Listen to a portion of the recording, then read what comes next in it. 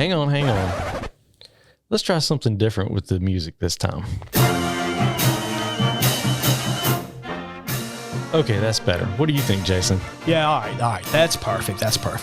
Welcome to episode 6 of the McDuffie Minute, the podcast that brings you important information from the governments of McDuffie County, Thomson, Deering, the school system, and all points between. I'm one of your hosts, Jason Smith. And I'm Christopher Wells.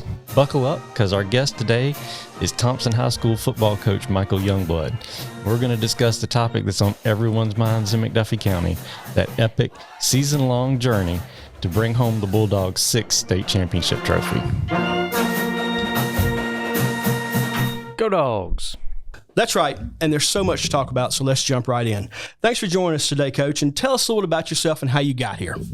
Michael Youngblood from Burke County, played high school ball there. Senior year, went 13-2, lost to Colquitt County and Thomas County Central in the state title game, so that still kind of burns. Left high school and went to Georgia Southern. 14-1 our first year as a freshman, true freshman. I played linebacker. Lost a national championship game to UMass, came back the next 2 years, and we happened to have 2 national titles, 13-2 both years, and then we come back our senior year and lost 12-2. And I took a year off to actually be a college student because I didn't graduate. I was a little smart on that. I didn't want to graduate. I wanted them to pay for me to go to school and be a college kid for a year. And decided that my love for football was so burning inside of me that I wanted to coach it. And my high school coach, Mike Falor, always told me you would be a good coach. Steve Summers hired me at Burke County, back at my hometown, and I coached there for 3 years. And then my defensive coordinator in high school, Terry Crowder, called me up and say, I want you to be my DC. I want you to come to Chattahoochee with me. Well, they had come off 2 losing seasons, and we got in there, and we actually turned it around to a winning program, made it to the playoffs both years that I was there. And then he kind of guided me and said, we're going to take some losses here, and you don't need to take losses because I want you to be a head coach one day. And he kind of pushed me to go be with Franklin Stevens at Tucker. Franklin Stevens had just lost in the semifinals when it was in the Georgia Dome back then in 2007. So when I joined him in 2008, we was able to go 14-1. We lost 1 game to Marist, and then we ended up beating Marist in the state title game. Went to Dunwoody as a head coach, made it to the second round, Sweet 16. Got beat by a very, very good Gainesville team that had a bunch of guys that played in the SEC. So that was kind of a little different. And then went on to come back to Burke. And when I decided to go back to Burke, I was the defensive coordinator again. And in 2010, 2011, 2012, of course, we won the state title in 2011, but we had a really good run of semifinals, state title, and quarterfinals. Mm-hmm. And decided it was time for me to go back. I don't know why, God pulled me from Burke at that moment in time, but something just kept telling me, it's time for you to go. It's time for you to go. So we moved to Atlanta. I went to South Cobb for 1 year, and I'm very appreciative of it now, hindsight 2020, because my wife's brother ended up being murdered. So it gave her a year to spend time with him. And so now looking back on it, that was the thing that kept burning inside. Like, you have to take this job. You have to take it. Yeah. Left South Cobb, went down to South Georgia in Waycross, had undefeated season. I think we got put out in the second round, if I'm not mistaken, by Mays High School. Come back the next year, make it to the semifinals, got put out by Glenn Academy, who has a kid right now. He's a grown man now, DJ Dallas. He was a really good football player for Glenn, and they had some guys to go around and that complimented him well.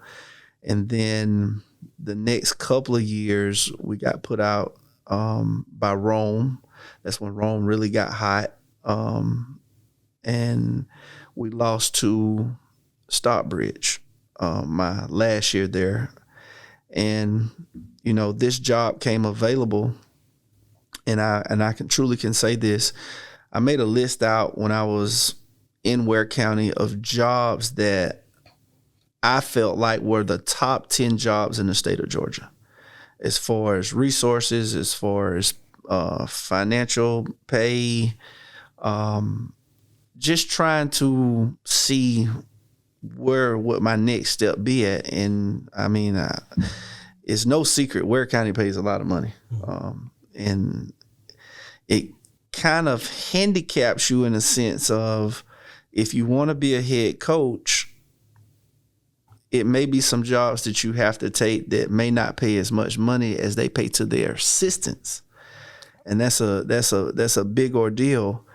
And when the Thompson job came available and I applied for it and I had a chance to interview, I told the interview committee that I'm really in a good place and I'm in a very good space right now in my life, where it was good to me. And from a financial standpoint, I was okay. Mm-hmm.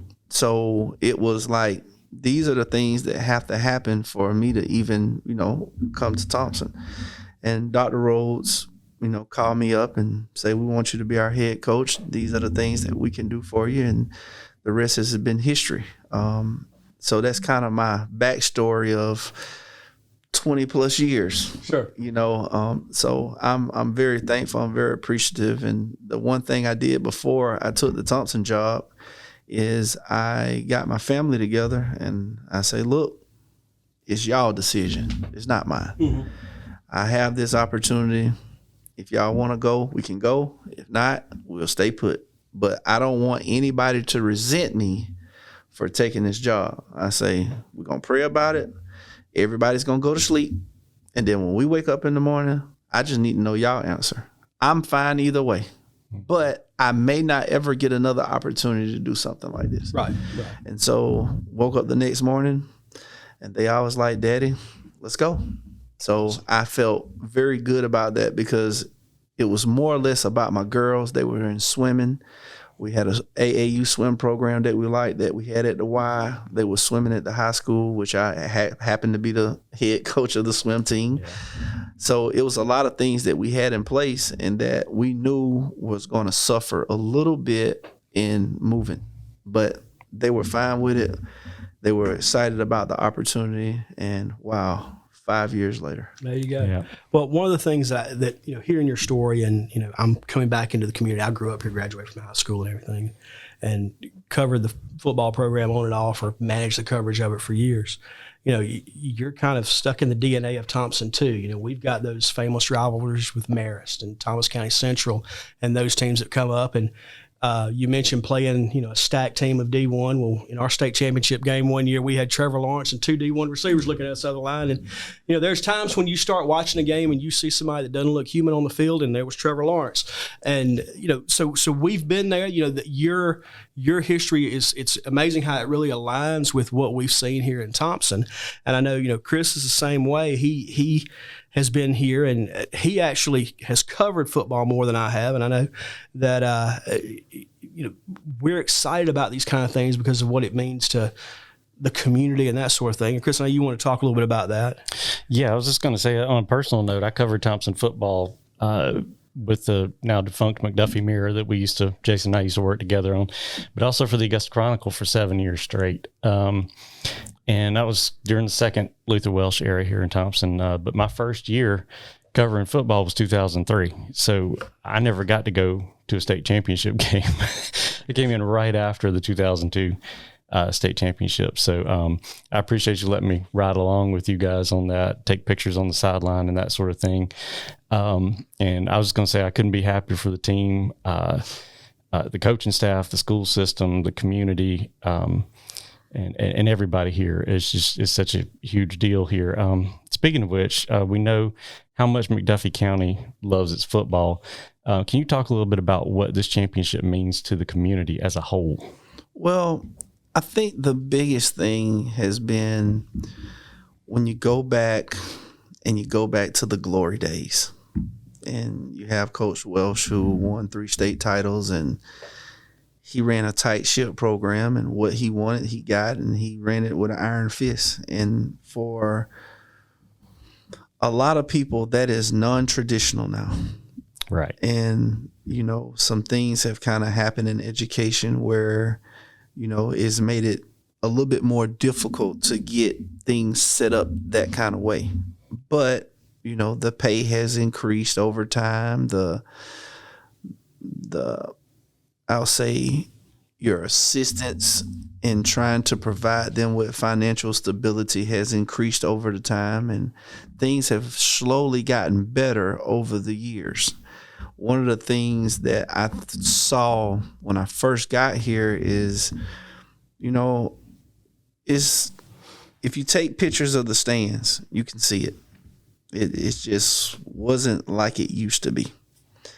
When you go back and look at the state title run in 2002 and the playoff games in the Brickyard, you could see a packed stadium.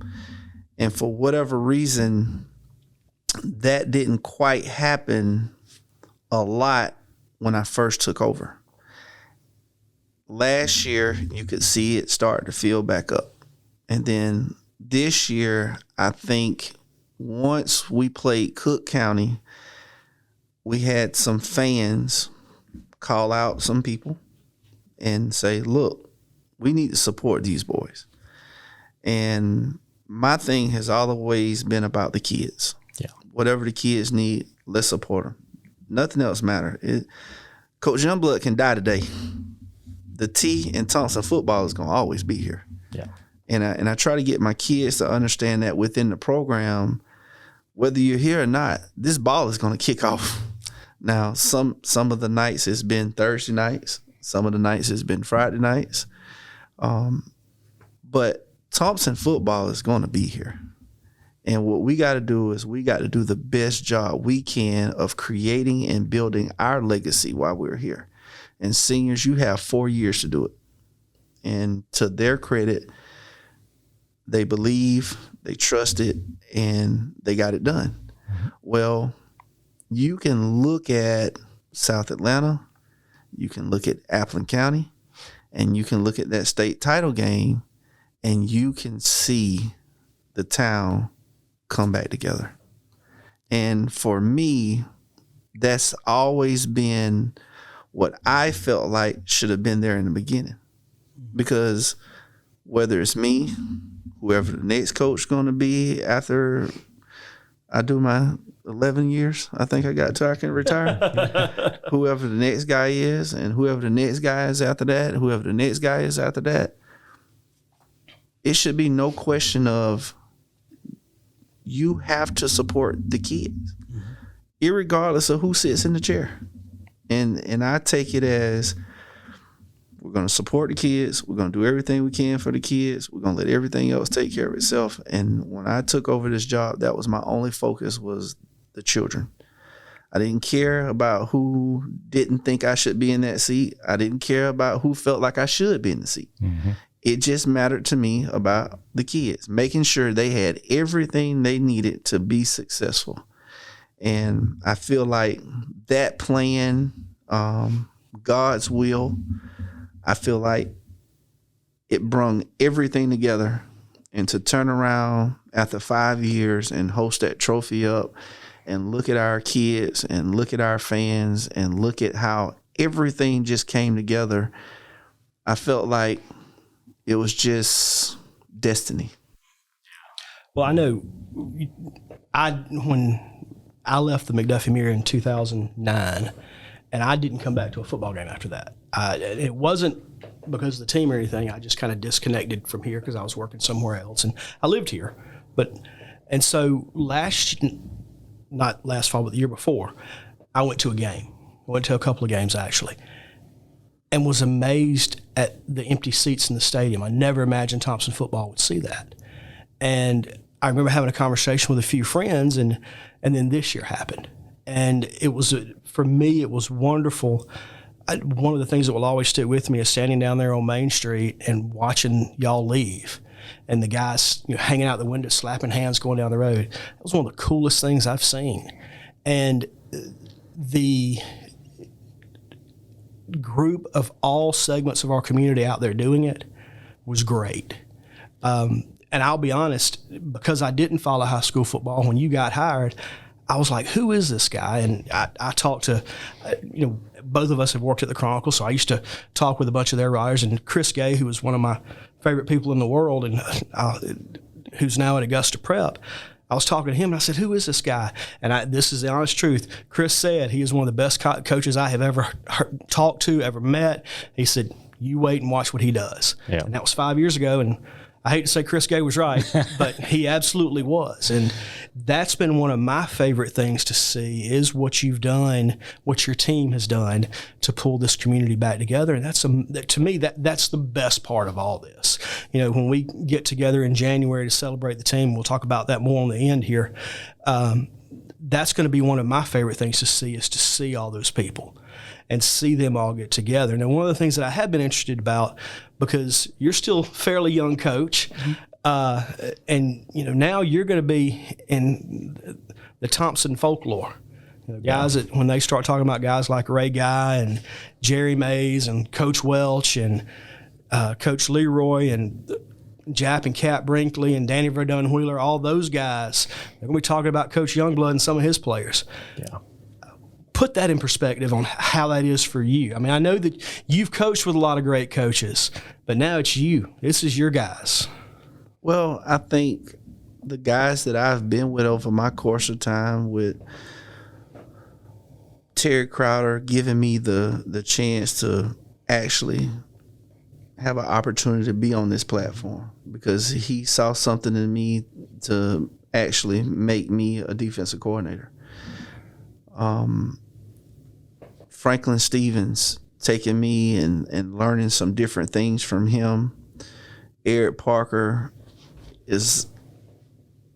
Franklin Stevens and Eric Parker are like total opposites in how they go about things.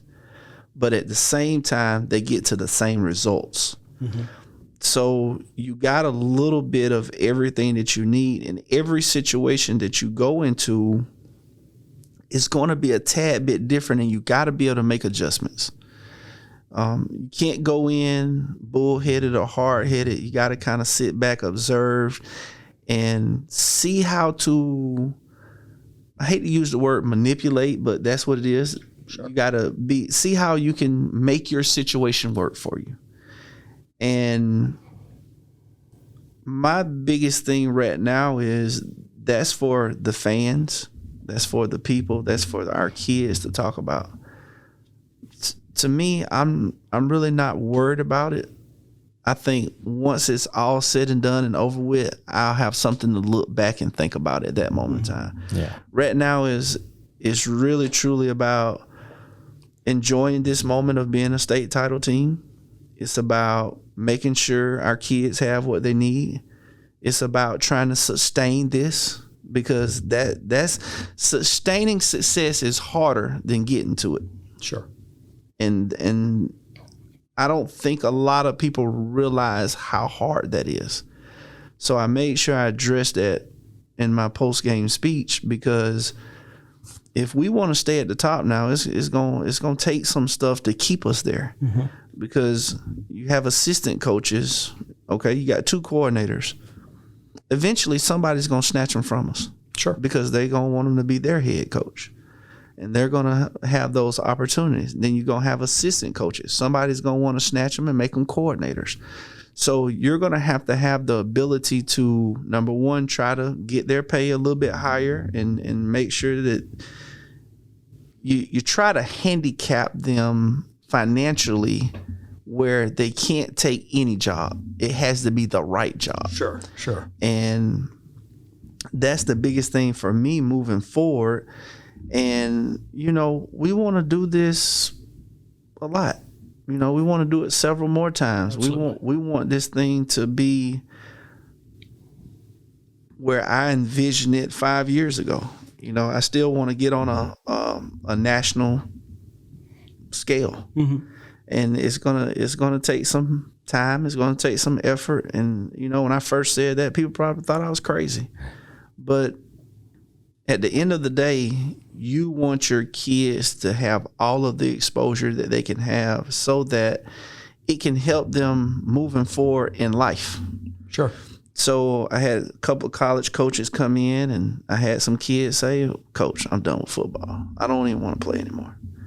And I'm like, "Are you sure? Like, these people are fixing to offer you a full ride." "Coach, I just want to go to Georgia Power. Coach, I just want to be a welder." And so knowing that we have taken football as a tool to prepare them for the future. They've had ups and downs, but they know at the end of the day, if you keep fighting, this is what can happen for you. So for me, it's about focusing in on making sure that our kids truly have everything that they want. If they don't want to play football no more, I'm fine with it, as long as they become productive citizens. But the ones that do want to go play football, if you have the grades and you have the athletic ability, let's see if we can get you out of here.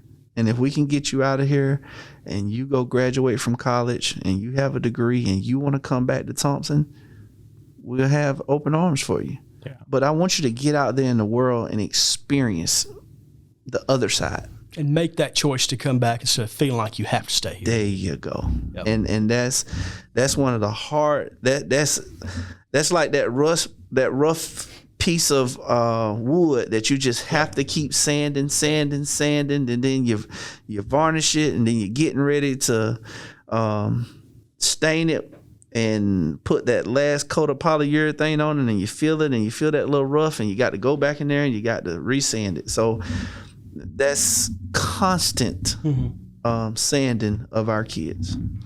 You know, you talked about I think when you were at Burke County, you had a couple of championships and a couple of almost together, you know, teams right there together, and talking about looking forward to keeping this momentum here.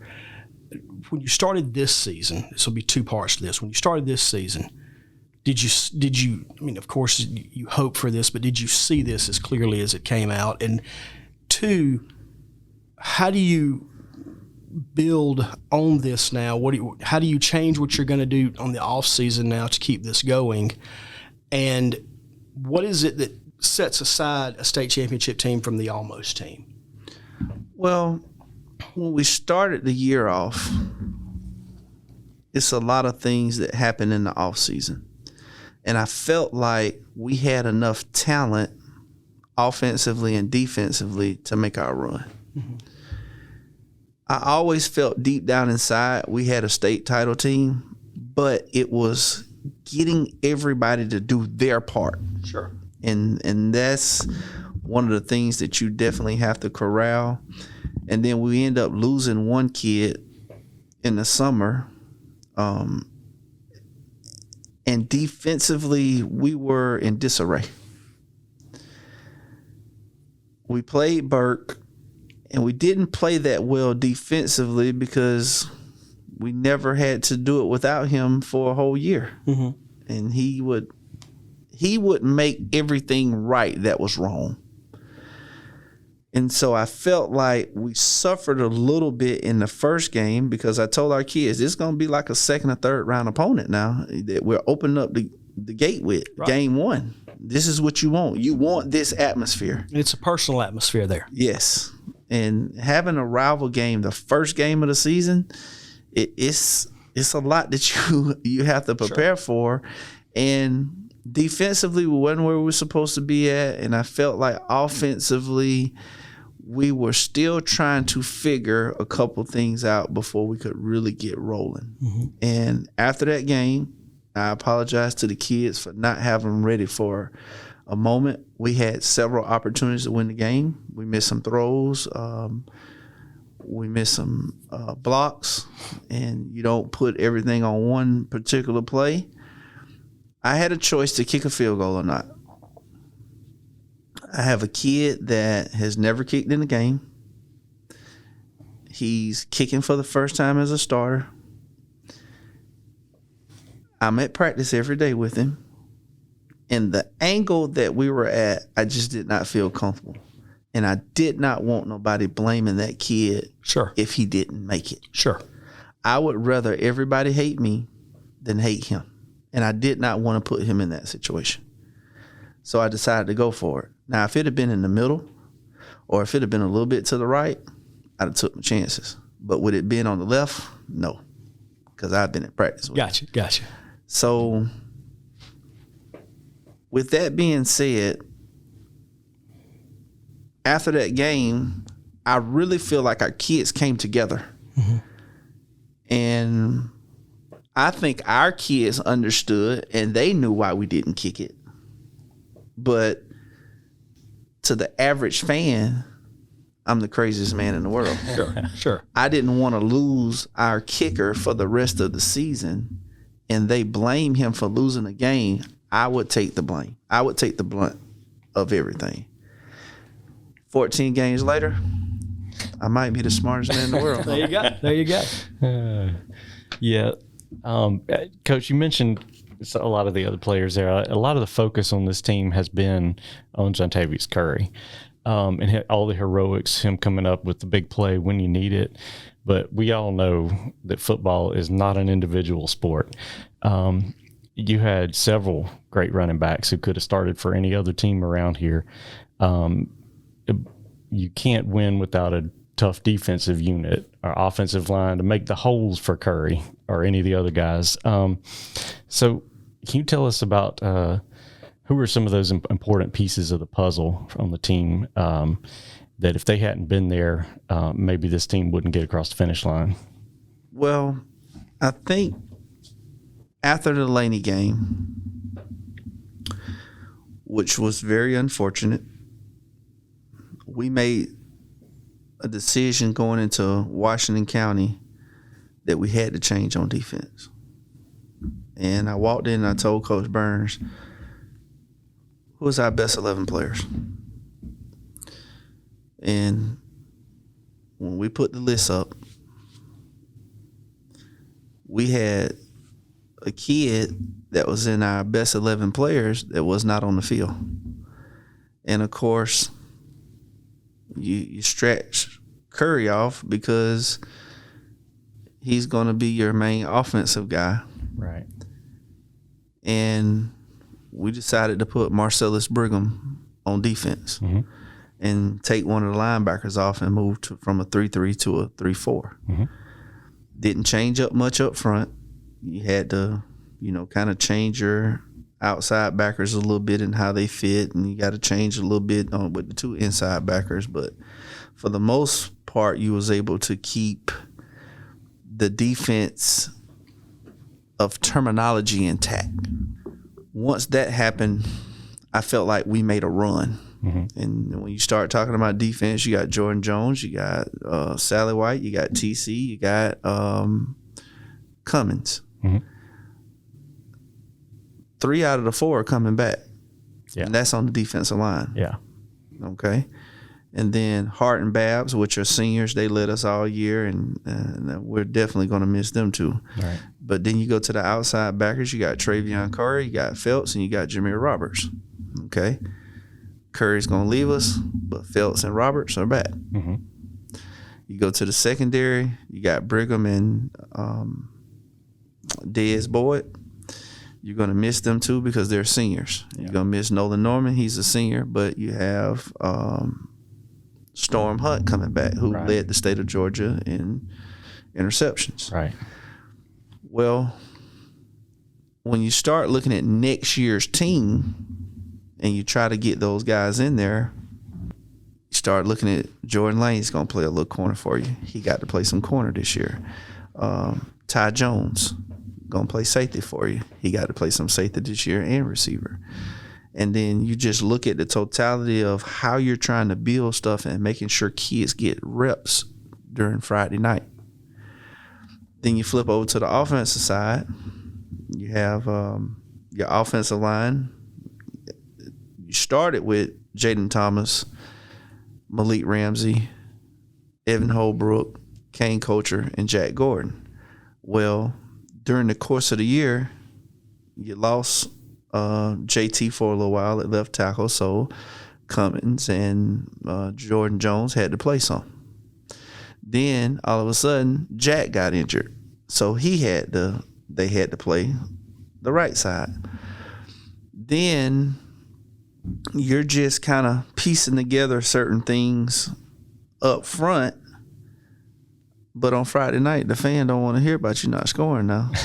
But you went through these times where, right, some kids have to step up and play both ways. Yeah. And then at receiver, you had Jaden Moss, you had Brigham again, you had Jaleek Johnson, you had Ty Jones.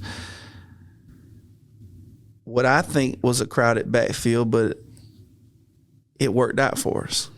You had John Tavius Curry, you had Trey Jeffries, you had Jordan Lane, and Jameer Roberts can run the ball. Yeah.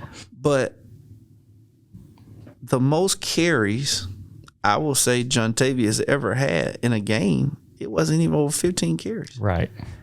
And then you got a 2-quarterback system where you got Ja'Kias come in, you got Noah come in, and you're blending that. And I just felt like over the course of the year, we did a good job of managing how many carries and how many runs a kid had. And I would be willing to say, in the state of Georgia in 2A football, we had the freshest running backs when we hit the playoffs. Oh, yeah.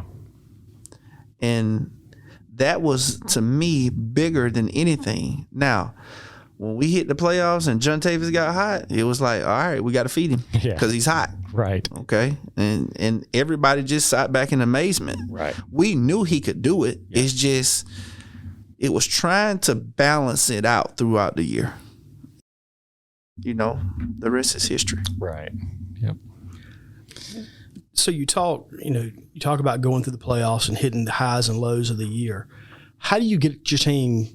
I was listening to the Appleton County game. We're right there to the end. It was, we were waiting to see what's going to happen. How do you get your team, even though you did win, not to lose that energy moving forward? Well, you can't flinch. You have to stay cool. You have to not hit the panic button. And I felt like we were up and we needed to make one stop. And it's not where the stop is when it happens. They get a first down. Time still running. I'm looking at the clock. They get another first down. Time still running. Looking at the clock. All of a sudden, that thing gets under 2 minutes, and I can see them hitting the panic button. We're not going to hit it. We're just going to keep bending, but don't break. We get down there. All of a sudden, tackle for a loss. Behind the chains. Next thing you know, get another tackle. Next thing you know, you get a stop, and it's 4th and 6. In the red zone to win the football game with right at a minute or so to go. Well, they burn a timeout.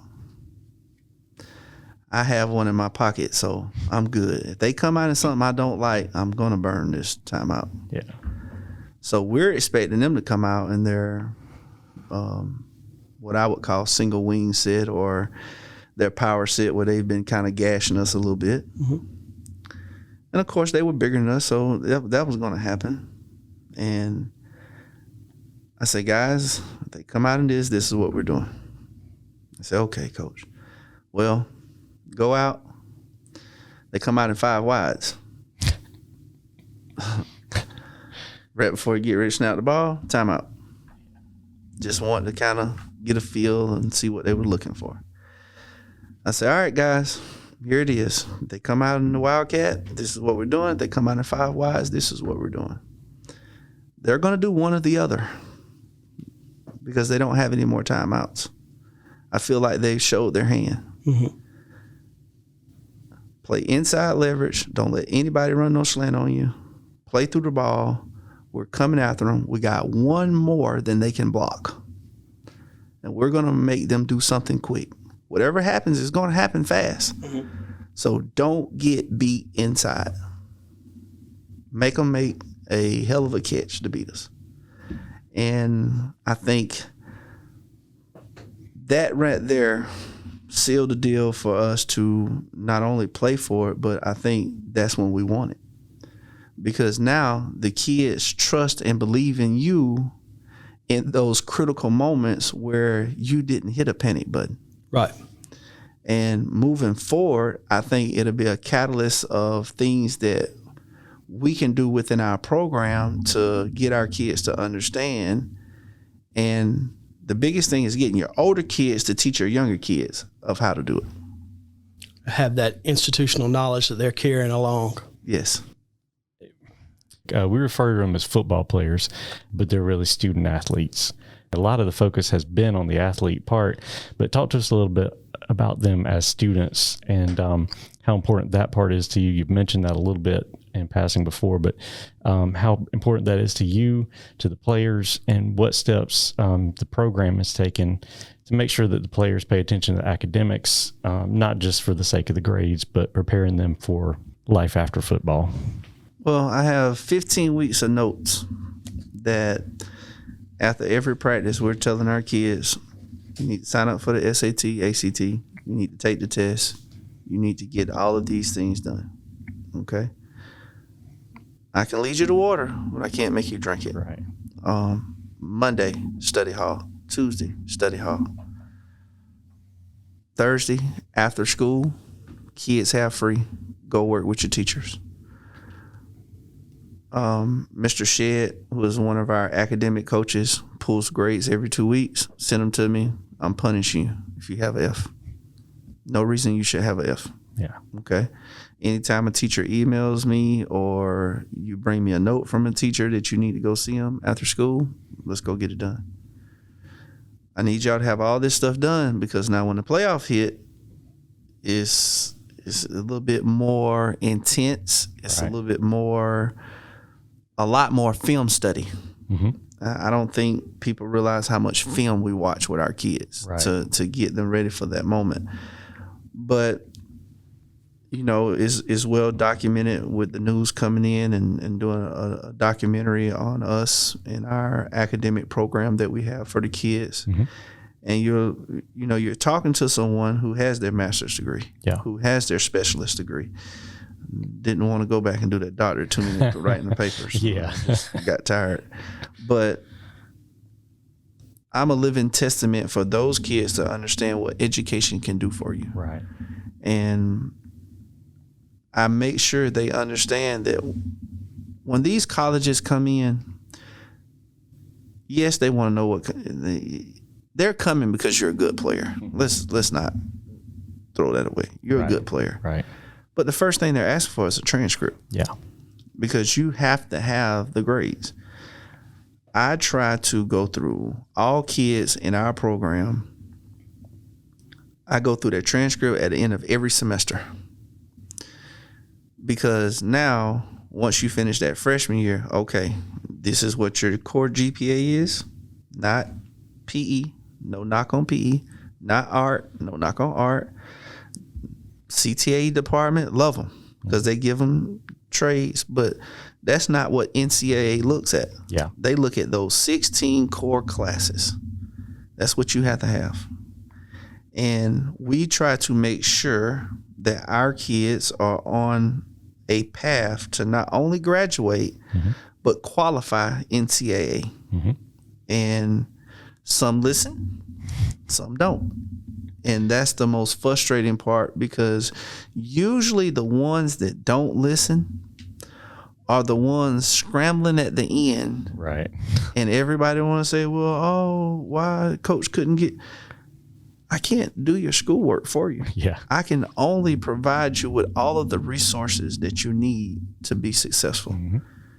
And every kid in this program can look me in my eyes and say, Coach gave me everything I needed. I just may have played around a little too much here, or I may have done this. But it's getting better. Yeah. Okay. When I first took over, Lord, but it's getting better. Is it where I want it to be? No. My overall goal is to get everybody to 80 and above. That's a B average. Mm-hmm. If we can do that, then we'll be pretty good. But right now is still a work in progress, and we really focus in on those core classes that NCAA said you have to have. So you've made it to the mountaintop, so to speak. What's next? Where do you go from here? I think you've mentioned some things that you want to try to get done to stay at this level. I think is where you put it at the board meeting that day. How do you try to keep football where it is in Thomson, and what are the steps that you planning on taking? To me, you have to stay hungry. You have to stay humble. You have to use the same formula that has gotten you there, but you have to understand everything now is magnified, and everybody wants a piece of you. That is probably the hardest part in dealing with, because not only does everybody want a piece of you on the football field, they want a piece of your assistant coaches, your coordinators. People want to win. Mm-hmm. I mean, it's just the society that we're in. And eventually you're going to lose some good people. And you got to have I don't even want to use the word power, but you got to have the ability to come back and hire good coaches or even better coaches, whatever, scenario that may fall into. And for me, that is big, because can you win a state title every year? Sure, you can. I mean, that's the goal every year. Right. But will it happen? Probably not. But do you have a staff in place so that when it's time to make your run, will they be ready to make your run? And you can go back and look at the legend, 84, 85. Mm-hmm. All of a sudden, 2002. Yeah. That's a long time. Yeah. Then you go from 2002, 20 years go by, you have another one. Right. So it's all about having things in place so that when that time comes around and everything's together, you really can make a push and have it right there. But that starts with resources. That starts with, finances. That's everything. And I don't think a lot of people realize how much football pays for. You're talking about, it helps out with cheerleading. It helps out with basketball. It helps out with baseball. It helps out with track. It helps out with cross country. It helps out with tennis. It helps the whole athletic department. So when you don't come to a game, you're not only hurting just football, right, you're hurting all the other sports. Bass fishing. Okay? Yep. You're hurting all of those things. So, if you believe in a higher being, it's supposed to be that you're taking care of children. And when I go for my judgment day, I definitely want to be able to look my higher being in the face and say, I did everything I could for kids. Mm-hmm. Now, will I make some mistakes? Yeah. Will I fall short sometime of some things? Yes. I mean, it's human nature. Mm-hmm. But did I do the best I could in the situations that I'm in? And I feel like that is it. Everything that we need moving forward is just to sustain where we're at. Because I truly believe everybody in this community, I truly believe Dr. Rose, the admin at the board office, the board members, our faculty and staff, our admin at the high school, our faculty and staffs at all the other schools, the administration at all the other schools, I think without a shadow of a doubt, they all love this feeling. And we need to remember it, and we all have to pitch in to help keep it that way. Yeah. And I think if we all stay on the same page of trying to keep it that way and don't let anything else get in the way of making sure we're doing what's best for our kids, I think we'll be able to sustain it. All right. You know, it's strange you mentioned that. First, on a personal point of privilege here, I'm still not happy that we didn't have a bass fishing team when I was in the high school. Just saying that. But you mentioned it being for the kids. I was part of the group that is organizing this January 12th now celebration. We had planned it for the end of December. And it was hit that week of Christmas where it was a little chaotic to start with. And then, the weather kicked in and everything else. And so we decided to delay it. But we announced that before y'all even took the field to take the state championship.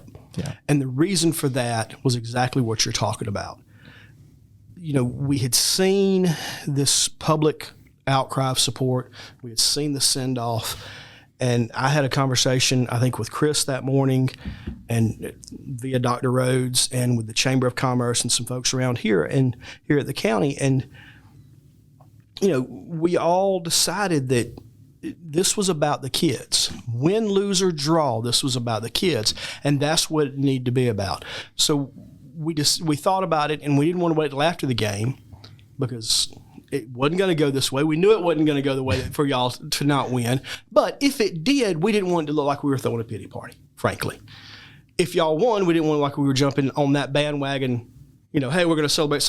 So we wanted to show that we're here to support these kids top to bottom, no matter what happens. And that was, to me, one of the most important things, so that we can do exactly what you're saying, is show that investment, carry that feeling forward, and carry that support beyond the state championship. Carry it to January, to February, on to the summer. When y'all start doing spring practice, throw that spring game out there and see what we can do there.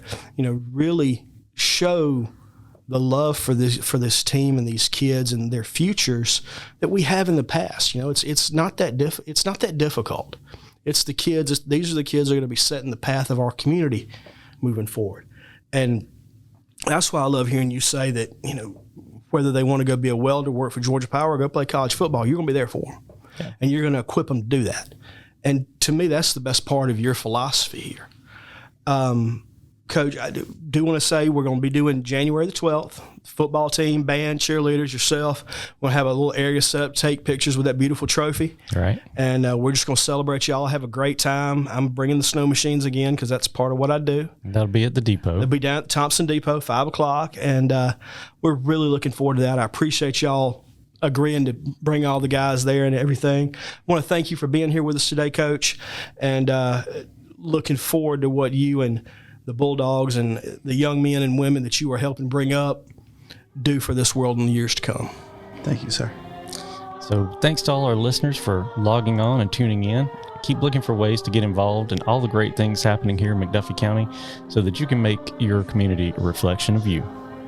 And that's a wrap on the 6th episode of the McDuffie Minute. When you get a chance, take a minute and learn a little bit about McDuffie.